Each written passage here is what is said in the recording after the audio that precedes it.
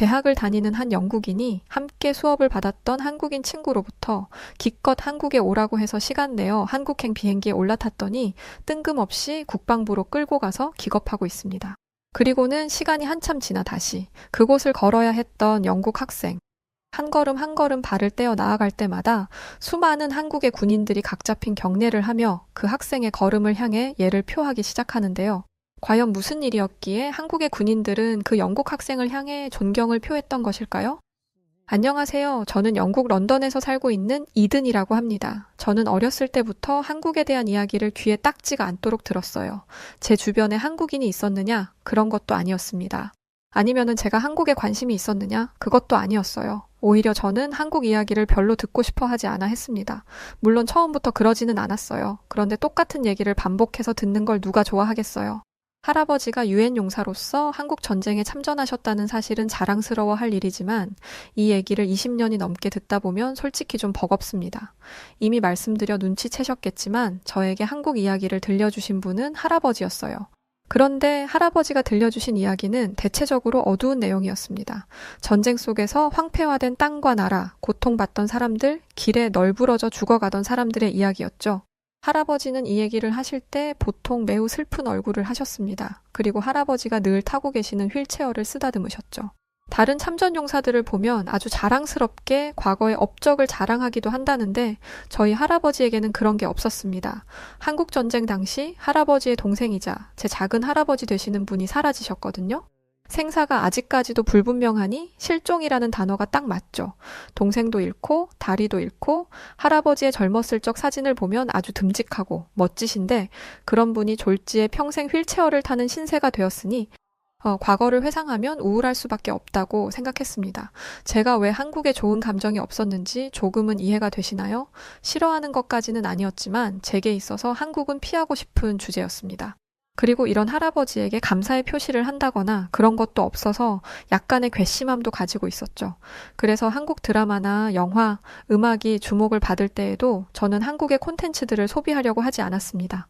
그러던 중 한국에서 온 유학생, 상혁을 만나게 되었어요. 저보다 한 학년이 아래인 상혁이었는데 성적이 워낙 뛰어나서 조기 졸업 예정자라고 하더라고요. 그래서 저와 같은 수업을 듣게 된 것이었죠. 머리가 너무 좋다고 유명했던지라 저도 그 학생의 존재를 알고는 있었지만 딱히 가까이 지내고 싶은 생각은 없었습니다. 그러던 어느 날 교양 수업에서 동아시아 역사를 다루게 되었어요. 자연스럽게 한, 중, 일에 대한 이야기가 나왔고 이 세 나라 간의 역사를 짚어보게 되었습니다. 아시아 역사는 흔히 다루는 게 아닌지라 저도 흥미롭게 듣고 있었는데 한국의 역사는 말 그대로 침략의 역사였더라고요. 위로는 중국, 아래로는 일본이 있어서 아주 고통을 많이 받았다고요. 학생들 중에는 일본 학생들도 있었는데 그들은 교수님이 잘못된 지식을 가르치고 있다며 항의했어요. 자신들의 일본은 다른 나라들을 침략하고 그러는 나라가 아니라면서요. 그러자 그 상혁이 반박을 하고 나섰습니다. 일본은 1500년대부터 1900년대까지 한국을 지속적으로 침략해왔고 이 때문에 한국 땅은 엄청난 어려움을 겪었으며 수많은 사람들이 목숨을 잃었습니다. 이건 역사서에도 기록되어 있는 것이고 피하고 싶어도 피할 수 없는 역사예요. 그러자 일본 유학생은 더욱 발끈했어요. 그러는 한국은 떳떳하냐면서요. 그러자 상혁은 고개를 끄덕이며 말했습니다.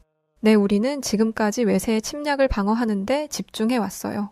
상혁은 미리 준비했나 싶을 정도로 한국의 역사를 꿰고 있더라고요. 사건이 일어난 정확한 시기까지 말하는 걸 보면서 감탄했습니다. 일본 유학생은 그럼에도 자신의 뜻을 굽히지 않았습니다. 나중에는 안 되겠는지 일본이 침략을 했을 수도 있겠죠.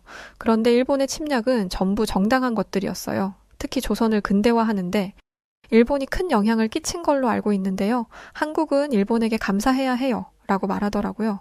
순식간에 강의실이 조용해졌습니다. 그곳에 앉아있는 학생들은 대부분 영국인들이었는데 영국도 아주 많은 식민지를 뒀던 나라 중 하나잖아요. 그걸 대놓고 자랑스럽다고 생각하는 사람은 없습니다.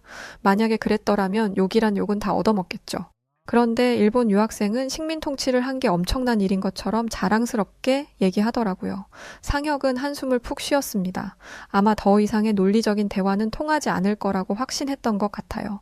그리고 저는 가장 궁금했던 걸 물었어요. 어떻게 역사를 그렇게 줄줄 꿰고 있는지를요. 그러자 상혁은 한국의 역사를 잊은 민족에게는 미래란 없다라는 말이 있다고 말하더라고요. 그런데 왜 그 순간 비아냥거리는 말투가 나왔는지 모르겠습니다. 저도 모르게 역사 잘 있던데요? 라고 말하고 말았어요. 비아냥거린다는 게 저에게도 느껴져서 놀랐는데 상혁은 어땠겠어요? 상혁은 제 이야기를 듣고 싶어 했습니다. 저는 할아버지가 6.25 참전용사이시고 지금까지 한국으로부터 단 한 번도 참전용사로서의 대우를 받아본 적이 없다고 이야기했어요. 저는 상혁이 별것도 아닌 걸 가지고 이런다고 말할 것 같았습니다.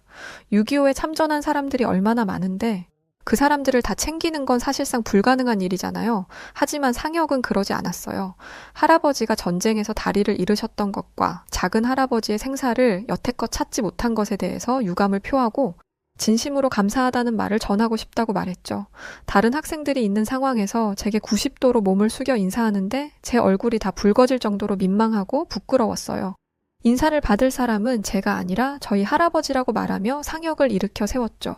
상혁은 참전용사의 가족들에게도 감사해야 한다며 그 이유를 알려주었습니다. 할아버지가 다리를 다친 채로 돌아왔다면 할아버지가 일을 하는데 어려움이 있었을 것이고 그 어려움은 고스란히 가족들의 몫이 되었을 것이라면서요. 그러니 전쟁에 참전해준 참전용사뿐만 아니라 그들을 기다려주고 돌아온 그들을 품어준 모든 이들은 감사 인사를 받을 자격이 있다고 말했습니다. 저는 상혁의 사려 깊음에 놀랐습니다. 실제로 할아버지가 다리를 다치고 돌아오신 뒤 집안 생계는 할머니의 몫이었거든요. 할머니가 아버지와 고모를 키우셨고 거동이 불편한 할아버지도 할머니가 돌보셨습니다. 거구인 할아버지를 작디 작은 할머니가 말이죠. 사실 이렇다 보니 한국 얘기를 하는 할아버지가 불편했던 것도 있어요. 제 눈에 할아버지는 남의 나라를 위해서는 다리도 잃었으면서 정작 본국에 있는 가족들 앞에서는 늘 우는 소리만 하는 분이었거든요. 할아버지가 휠체어를 타고 다니며 구두 닦기 일을 하며 생계를 이어나갔다는 걸 몰랐을 때이니 이렇게 생각했습니다. 나중이 되어서 할아버지에게 여쭤보니 손주에게 이런 모습을 알려주고 싶지 않았다고 하시더라고요. 여하튼 이건 나중의 일이고 당시에 저는 상혁의 마음씨에 감동했습니다. 솔직히 이렇게 말만 해도 됐을 거예요. 일본 유학생의 말을 팩트로 반박한 것도 그렇고 다른 학생들에게 칭찬이 자자하다는 점도 그렇고 사려 깊은 것도 그렇고 상혁에 대한 호감도는 이미 충분했거든요. 그런데 상혁은 이 사실을 알게 된 이상 그냥 지나칠 수 없다며 저희 집 주소를 물어봤습니다. 선물을 보내고 싶다면서요. 선물은 무슨 선물이라고 설명하며 주소를 알려주었는데 그 다음날 저녁 할머니가 손님이 왔다며 저를 부르시는 소리가 들렸습니다. 서둘러 1층으로 내려가니 상혁이 문 앞에 서 있더라고요. 상혁은 커다란 박스 하나와 양 옆으로는 커다란 쇼핑백을 두고 있었는데 저는 얼른 가서 그것들을 받아들었습니다. 설마 이게 어제 말한 선물이야? 상혁에게 질문하며 집으로 들어와서 상혁을 소개했어요. 한국에서 온 유학생이라고 하니 모두가 상혁이를 반겨주었습니다. 저희 집은 저 빼고 모두가 한국에 호의적이었거든요. 그 중에서도 가장 기뻐했던 사람은 할아버지셨어요. 할아버지는 상혁을 크게 반기며 저녁 식사에 초대하셨습니다. 저녁 식사 후 상혁은 자신이 가져온 것들을 하나둘 풀기 시작했는데 그건 전부 상혁이 한국에서 가져온 것들과 가족들로부터 받은 것들이었습니다. 타지에서 홀로 공부하는 아들을 위해 어머니가 손수 만들어주신 반찬도 있었고 생전 처음 보는 것들이 많았습니다. 상혁은 할아버지가 참전용사시라는 사실을 알게 된 이상 가만히 있을 수는 없었다며 지금은 당장 드릴 수 있는 것으로 가져왔지만 더 좋은 것을 들고 다시 인사드린다고 하더라고요. 본인 어머니가 정성스레 만들어주신 귀한 것들까지 주려고 하길래 저희 가족은 겨우 상혁을 설득해서 김과 누룽지만 선물로 받았습니다. 김은 영국에서도 워낙 유명하기 때문에 이미 맛은 알고 있었지만 누룽지는 처음이었어요. 쌀 같은 걸 딱딱하게 굳혀서 부셔놓은 걸 어떻게 먹는지 모르겠더라고요. 상혁은 냄비에 물을 올려달라고 부탁한 뒤 그 딱딱한 누룽지를 물에 넣었습니다. 잠시 뒤 완성되었다며 그릇 하나를 가져왔는데 생김새가 요상하더라고요. 물에 밥이 풀어져 있는 모양이었는데 별 냄새도 안 나고 제가 먹어보니 별 맛도 안 느껴졌습니다. 이걸 왜 가져온 거야? 라는 의문이 들던 찰나 할아버지와 할머니의 감탄사가 들렸습니다. 세상에 이거 너무 맛있구나. 할머니 할아버지는 너무 맛있게 드시더라고요. 간이 센 것보다는 훨씬 나았던 거죠. 그리고 치아가 많이 안 좋으셔서 최근 식사를 하는데 어려움을 느끼셨었기 때문에 더더욱 마음에 들어 하셨습니다. 상혁은 이후로도 할아버지에게 한국에서 온 비싼 홍삼도 가져다 주곤 했어요. 이런 상혁과 가까이 지내며 저는 어느새 한국에 대한 제 생각이 편견이라는 것을 알게 되었고 한국에 대한 좋은 인상을 갖게 되었습니다. 그렇게 방학이 되었고 한국으로 돌아갈 상혁을 저녁 식사로 초대했어요. 식사를 다 마치고 다들 상혁에게 작별 인사를 하려는데 상혁이 대뜸 비행기표 2장을 내밀었습니다. 뭔가 했더니 그건 한국행 비행기 티켓이었어요. 바로 할아버지와 할머니를 한국으로 초대하고 싶다는 거였죠. 깜짝 놀랄 제안이었습니다. 영국에서 한국 가는 비행기 티켓이 한두 푼도 아니고 게다가 가면 숙박비, 식비 들어갈 돈이 얼마나 많은데 한국으로 초대한다니요. 알고 보니 상혁은 꽤 있는 집 자식이었습니다. 너무 수수하게 다니다 보니까 전혀 몰랐던 것뿐이었고요. 할아버지와 할머니는 결정을 고사하셨습니다. 할머니는 비행기 타는 걸 좋아하지 않으셨기 때문이고 할아버지의 연세를 생각하면 쉬운 일이 아니었죠. 하지만 상혁은 그런 할아버지를 설득했습니다. 할아버지가 지켜낸 한국 땅이 어떻게 변했는지 직접 보여드리고 싶다면서요. 결국 할아버지는 마음을 돌리셨고 할머니 대신 제가 할아버지를 따라가게 되었습니다. 상혁은 가장 비싼 등급의 비행기 좌석을 예매해 주었고 그 덕에 할아버지는 크게 무리하지 않고 한국에 도착할 수 있었어요. 저희는 밤늦게 도착했는데 착륙하기 직전 할아버지는 한참 동안 비행기 밖을 바라보셨습니다. 그러고는 말씀하셨어요. 과거에는 불길이 치솟았던 곳에서 저렇게 밝은 빛이 빛나는구나. 할아버지의 말씀처럼 한국 땅의 밤은 밝고 아름다웠죠. 그날은 너무 늦었던지라 저희는 어딜 갈 생각도 못하고 호텔로 향했습니다. 그렇게 하룻밤을 자고 일어났는데 눈을 떠보니 할아버지가 호텔 유리창 밖을 바라보고 계셨어요. 저는 그 모습을 보고 상혁이 호텔의 가장 높은 층을 잡아준 이유를 깨달았습니다. 호텔 유리창 밖으로는 빌딩들이 빽빽하게 자리 잡고 있었고 8차선 도로가 쫙 깔려 있었습니다. 사람들은 바쁘게 돌아다니고 있었고 도시는 깨끗하게 정비되어 있었어요. 할아버지는 자신이 경험했던 한국과 너무 달라진 모습에 깜짝 놀라시면서도 뿌듯해 하셨습니다. 할아버지가 다리를 잃어가며 싸운 덕분에 이런 변화가 있을 수 있었던 것이니까요. 할아버지의 연세가 있기 때문에 이곳저곳을 마구 둘러보기는 어려웠지만 할아버지는 차를 타고 시내를 돌아다니는 것만으로도 즐거워하셨어요. 특히 한강에서는 자리를 펴고 떠날 생각을 안 하시더라고요.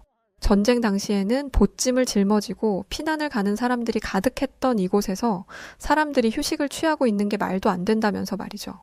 황폐화됐던 한강의 기적을 일으키고 불타고 있던 서울이 화사해졌구나. 죽어가는 사람이 널브러져 있고 불황자가 가득했던 곳이 공원이 되었고 곡소리가 나던 곳에서는 세계인들이 인정하는 한국 노래들이 흘러나오고 있어. 모두가 피하던 위험한 나라가 전 세계인들이 찾는 나라가 될 줄 누가 알았겠니? 할아버지가 이렇게 말씀하시는데 이제야 한국이 얼마나 큰 변화를 겪은 건지 실감이 나더라고요. 그리고 할아버지가 목숨 바쳐 지키고자 한 가치가 이렇게 아름답고 찬란했다는 것을 깨닫게 되자 할아버지가 영웅처럼 느껴졌습니다. 그리고 할아버지의 발자취가 너무나 자랑스럽게 느껴졌어요. 그래서 저는 할아버지가 걸어왔던 길을 좀 더 잘 이해하고자 상혁과 함께 전쟁 기념관에 방문했습니다. 그때 당시의 상황을 알고 싶어서요. 제 할아버지가 얼마나 위대한 일을 하신 건지 알고 싶었습니다. 그리고 할아버지도 이곳을 방문하는 걸 가장 기대하셨어요. 저는 전쟁기념관에서 할아버지가 참전하셨던 전쟁이 얼마나 끔찍했는지를 알 수 있었습니다. 전쟁이 끔찍한 건 당연히 알고 있지만 제가 겪어본 적은 없잖아요. 그래서 상상하는 데 한계가 있었는데 실제로 보니 제 상상을 뛰어넘는 사건들이 너무나 많았습니다. 그리고 이건 상혁도 마찬가지였어요. 저는 할아버지가 걱정됐습니다. 혹시 전쟁터에서의 일이 생각나서 고통스러워하지 않으실까 하고요. 그런데 할아버지는 의외로 덤덤하게 모든 기록들을 살펴보고 계셨습니다. 그리고 저희에게 하나둘 그때의 이야기를 들려주기 시작하셨어요. 그때는 봄이었어. 중공군은 유엔군 방어선을 돌파하고 서울을 재탈환하겠다며 대규모 공세를 준비하고 있었지. 첩보가 들어오고 우리 여단은 바로 준비에 들어갔단다. 우리는 끝까지 방어선을 지켰고 유엔군이 후방을 공격할 수 있도록 시간을 벌어주었지. 밤낮 없이 쏟아지는 총탄에 긴장되어 심장은 터질 것 같았어. 덤덤히 말을 잇는 할아버지의 목소리가 아주 슬프게 느껴졌습니다. 당시 전투에서는 영국군의 수가 아주 열세했다더라고요.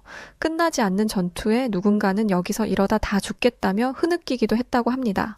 하지만 할아버지는 그럴 때마다 동료 병사들을 독려하며 우리는 집에 갈 수 있다고, 우리는 이길 수 있다고 말씀하셨다고 하죠. 내 바람처럼 모두가 집에 돌아갔다면 얼마나 좋을까. 우리는 유엔군에게 도움이 되었고 결과적으로는 전투에서 승리했지만 우리 대대는 수많은 병력을 잃고 말았어. 나는 내 바로 옆에서 쓰러진 병사들을 돌볼 새도 없이 총격을 피해 몸을 숨겨야 했단다. 내게는 그때의 기억이 너무나 큰 죄책감으로 남아있어. 저와 상혁에게 전쟁은 그저 끔찍하고 다시 일어나서는 안 되는 일 정도겠지만 할아버지에게 있어서 전쟁이란 죄책감 그 자체였어요. 제가 와서 직접 보고 나니 할아버지가 평생 동안 괴로워하셨던 이유를 알겠더라고요. 할아버지는 살아남은 자로서의 죄책감을 평생 짊어지고 사셨던 것이었습니다. 그리고 뒤이어 할아버지는 저도 처음 듣는 이야기를 들려주기 시작하셨어요. 그리고 이 이야기를 들은 상혁은 저희 몰래 놀라운 일을 준비하기 시작했죠. 그 치열했던 전쟁 중에 말이다. 나도 수많은 죽음의 문턱을 건넜단다. 그리고 처음으로 내 목숨을 구해준 건 확실치는 않지만 내 눈에 고작 18살밖에 안 되었을 어린 학도 병이었단다. 저는 학생들이 전쟁에 참전할 수 있다는 걸 이때 처음 알았습니다. 어른들의 도움이 필요한 어린 학생들에게 총을 쥐어준다니요. 그런데 지금으로서는 상상하지도 못하는 일들이 일어나는 곳이 전쟁터이더라고요. 할아버지는 그 학도병사를 회상하며 눈물을 보이셨습니다. 지금의 손주보다 어린 나이였을 학도병사가 참호에 굴러들어 온 수류탄을 끌어안고 세상을 떠났던 이야기를 하셨거든요. 할아버지는 그 용맹했던 학도병의 이름을 아직도 기억하신다고 합니다. 최영수. 그 이름 말이죠. 뒤이어 할아버지는 다리에 총을 맞았을 때를 회상하셨어요. 여기서 이렇게 죽나 보다 생각하고 모든 걸 포기하고 있을 때 산 꼭대기에 있는 할아버지를 한국 군인들이 끌고 내려왔다더라고요. 숨이 끊어지기 직전이었던 할아버지는 포기하고 서둘러 후퇴하는 게 더 나았을 텐데도 말이죠. 그들은 총탄이 빗발치는 상황에서도 희망을 버리지 않았고 그들 덕분에 할아버지는 간신히 목숨을 건질 수 있었습니다. 하지만 다리를 뚫고 지나간 총알 때문에 더 이상 다리를 쓸 수 없었고 할아버지는 영국으로 돌아가게 되었죠. 그리고 그제야 동생과 연락이 닿지 않는다는 것을 알게 되셨다고 합니다. 작은 할아버지는 행방불명 상태였어요. 시신을 찾지 못했으니 행방불명이 맞죠. 할아버지는 백방으로 작은 할아버지를 찾으려 했지만 전쟁 중인 나라에서 뭘 할 수 있겠어요. 결국 영국으로 돌아가서 동생의 소식이 들려오기를 기다렸습니다. 하지만 동생에게는 연락이 오지 않았고 수십 년의 시간이 흘러 지금이 된 것이었어요. 이 얘기를 듣는데 할아버지뿐만 아니라 상혁도 눈물을 흘리고 있었어요. 이 얘기를 몇 번이나 들었던 저조차도 감정이 북받치더라고요. 아마도 한국의 전쟁기념관에서 듣다 보니 더 그런 것이었겠죠. 게다가 할아버지의 부모님, 그러니까 제게는 증조부모님 되시는 분들은 평생 살았는지 죽었는지도 모를 작은 아들을 그리워하다가 두 분 다 지병으로 사망하셨어요. 그리고 돌아가시기 전까지도 장애인이 되어서 돌아온 할아버지를 볼 때마다 안타까움의 눈물을 흘리셨다고 합니다. 그런데 이 얘기를 듣는 상혁은 거의 오열을 하더라고요. 그 모습이 제 마음에 참 많이 와닿았습니다. 아무리 본인 나라를 위해 힘써준 사람이라 하더라도 수만 명의 사람들 중 하나잖아요. 솔직히 이 사연 말고도 더 기구하고 아픈 사연들이 많을 것입니다. 그런데 상혁은 할아버지의 이야기를 그저 그런 수많은 이야기 중 하나라고 치부하지 않았어요. 진심으로 함께 아파하고 눈물 흘렸습니다. 저는 이렇게만 해줘도 감사했을 거예요. 상혁의 마음과 눈물에 할아버지도 충분히 위로받으셨거든요. 지금까지 나를 찾아주는 사람이 없어서 잊힌 존재가 된 줄 알았다. 그런데 아니더라. 할아버지가 하신 말씀입니다. 그런데 할아버지와 저를 한국으로 초대했을 때부터 알아봤어야 했습니다. 상혁은 제 생각보다 더 추진력 있고 화끈한 남자였어요. 역사를 잊은 민족에게는 미래란 없다 라고 말하며 어떻게든 은혜를 갚아야 한다고 하던 상혁이 엄청난 다짐을 하고야 말았던 것입니다. 그건 바로 할아버지의 잃어버린 동생을 찾아주는 것이었죠. 하지만 저희는 상혁이 이걸 준비하고 있다는 걸 몰랐어요. 이 사실을 알게 된 건 한국에서 즐거운 시간을 보낸 뒤 돌아간 영국에서였습니다. 학기 시작 일주일 전에 상혁에게서 연락이 왔어요. 한국으로 오라면서요. 역시나 비행기표까지 이미 끊어뒀더라고요. 이번엔 할아버지 말고 저만 오라고 하길래 아, 이번에야말로 여행다운 여행을 하겠구나. 나도 한국 젊은이들처럼 홍대에서 술도 좀 마시고 하겠구나. 라고 기대하는 마음을 가졌습니다. 그런데 상혁이 저를 데려간 곳은 젊은이들이 북적거리는 야시장이 아니라 국방부였어요. 저는 얘가 미쳤나? 했습니다. 생각해보세요. 외국인이 다른 나라 국방부에 갈 일이 뭐가 있겠어요? 제가 무슨 간첩도 아니고 도무지 이해가 안 됐습니다. 제가 납득이 안 된다는 표정으로 서 있자 상혁은 그제야 왜 저를 여기로 데려왔는지 이유를 설명하기 시작했어요. 상혁은 저를 국방부가 아니라 정확히 말하자면 유해발굴 감식단으로 데려온 것이었습니다. 대체 여기가 뭐 하는 곳인가 들어보니 놀라운 일을 하는 곳이더라고요. 전쟁 중에 수습되지 못한 신원 미상의 군인들의 유해를 발굴해서 유가족들의 품에 돌려주는 일을 하는 곳이었습니다. 그런데 저를 왜 여기로 데려왔는지 이해가 안 됐어요. 그 비싼 비행기 표를 끊어서 저를 데려와 놓고 견학을 시켜줄 건 아니잖아요. 의아해하던 그때 머릿속을 스쳐 지나가는 생각이 있었습니다. 바로 작은 할아버지였죠. 혹시 할아버지를 찾은 거냐고 물으니 상혁은 그건 아니라며 제 DNA를 보관하기 위해 온 것이라고 하더라고요. 제 DNA 정보를 지금까지 발굴한 신원 미상의 유골이나 앞으로 발견될 유골과 대조하여 가족을 찾겠다는 것이었죠. 일단 이렇게 조직적으로 유해를 수습하는 일을 한다는 것도 놀라웠지만 백골화가 된 유골에서 DNA를 채취할 수 있다는 것 자체가 너무 놀라웠습니다. 한국의 이런 기술력은 세계 최고 수준이더라고요. 아무래도 이런 일을 하려면 기술이 발전할 수밖에 없었겠죠. 그렇게 DNA 채취를 맡기고 저는 바로 영국으로 돌아왔습니다. 제가 봐오던 젊음의 거리로 데려가 주지 않는 상혁이 야속했지만 상혁도 영국으로 바로 들어와야 하는 상황이라 함께 귀국했습니다. 처음 영국에 왔을 때는 곧바로 찾을 수 있을 줄 알았습니다. 그런데 아무리 기다려도 연락이 안 오더라고요. 할아버지에게는 말씀도 못 드리고 저 혼자 마음을 애태우고 있었습니다. 그렇게 몇 년의 시간이 흘렀고 얼마 전 한국으로부터 연락이 왔습니다. 네, 작은 할아버지의 유해를 찾았다는 연락이었어요. 작은 할아버지의 유해는 돌틈 사이에 끼어 있었다고 합니다. 사람들이 자주 다니는 곳인데도 발견되지 않을 정도였죠. 이 얘기를 들으니 작은 할아버지가 어떤 방식으로 전사했는지가 상상되어서 마음이 참 아프더라고요. 하지만 그 전에 이 사실을 할아버지에게 말씀드려야 했습니다. 저는 한국에 유해 발굴단이 있다는 것을 우선 말씀드렸어요. 그러자 할아버지는 그런 일을 하는 나라가 어디에 또 있겠냐며 자기도 모르는 사이에 한국이 큰 일을 하고 있었다고 입이 마르도록 칭찬하셨어요. 그러나 그 훌륭한 유해 발굴단에서 작은 할아버지의 유해를 발견했다는 말을 듣고 나서는 아무 말씀도 하지 못하셨습니다. 저는 할아버지가 너무 놀라셔서 심장마비로 쓰러지시는 건 아닌지 걱정이 됐어요. 그런데 다행히 그런 일은 없었고 할아버지는 생각보다 더 침착하셨습니다.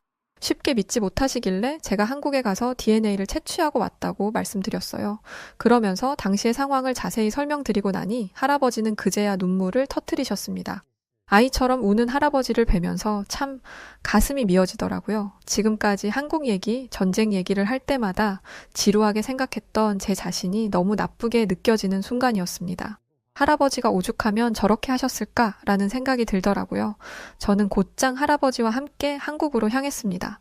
이번에는 가족들이 전부 함께였죠. 저희가 가니 이미 모든 사람들이 마중을 나온 상황이었습니다. 저는 그냥 양복 입은 사람이 저희를 안내해주고 유해를 전달할 거라고 생각했는데 아니었습니다. 군인이 전사자를 어떻게 예우하는지 본 적 있으신가요? 수많은 군인들이 정복을 차려입고 저희를 기다리고 있었고 작은 할아버지의 유해를 담은 작은 상자는 고운 천에 쌓여 있었습니다. 그 유골을 가지고 한 걸음 나아갈 때마다 군인들은 각 잡힌 경례로 존경을 표했고 저는 작은 할아버지의 유해를 담은 상자를 꼭 안고 계시는 할아버지의 휠체어를 묵묵히 밀었습니다. 유해 발굴단 관계자들은 끝까지 예의를 지켰습니다. 그리고 저희에게 나라를 위해 싸워주신 형제분께 진심으로 감사하다는 인사를 건넸죠. 90도로 허리를 숙여 인사하는 그들을 보면서 저희 할아버지가 참전 용사라는 것을 알았을 때 상혁이 보여주었던 태도가 생각났습니다. 콩 심은 데 콩 난다더니 한국인들은 은혜를 잊지 않고 감사하는 마음을 간직하는 사람들이 맞더라고요. 그들의 노력 끝에 저희 할아버지는 작은 할아버지와 재회하셨습니다. 그리고 그 유해를 돌려받은 지 얼마 되지 않아 할아버지도 세상을 떠나셨어요. 아마 지금쯤이면 하늘에서 작은 할아버지를 만나 행복한 시간을 보내고 계시지 않을까 싶네요. 이 자리를 빌려 할아버지의 평생의 소원을 이뤄준 유해발굴단에게 정말 감사하다는 인사를 드리고 싶고 이 일이 계속해서 이어져 더 많은 이들이 가족의 품으로 돌아갈 수 있기를 응원합니다. 할아버지도 작은 할아버지도 참호 속 군인들의 목숨을 건져준 한 어린 학도 병사도 잔인한 총칼에 희생되어야 했던 모든 생명들이 그곳에서는 행복하시길 오늘도 기도해 봅니다. 네, 6월은 호국보훈의 달이죠. 그래서 호국 정신을 되짚어 볼 수 있는 이든 씨의 사연을 소개해 드리게 되었습니다. 저도 사연을 읽어드리는 동안 큰 감동을 받았는데요. 우리 여우튜브 구독자님들도 상혁 씨처럼 우리나라를 위해 싸워준 분들께 감사한 마음을 간직하고 있을 거라는 생각이 드네요. 저는 오늘 사연처럼 감동적이고 의미 있는 사연을 소개해 드리고 있는데요. 다음 영상이 기대되신다면 좋아요, 구독, 알림 설정 부탁드리고요. 더 깊은 사연으로 돌아오겠습니다. 그럼 사연을 읽어드렸던 여우튜브 송은지였고요. 끝까지 시청해주신 모든 분들 고맙습니다. 그리고 구독자분들 사랑합니다. 감사합니다. 당신만의 요트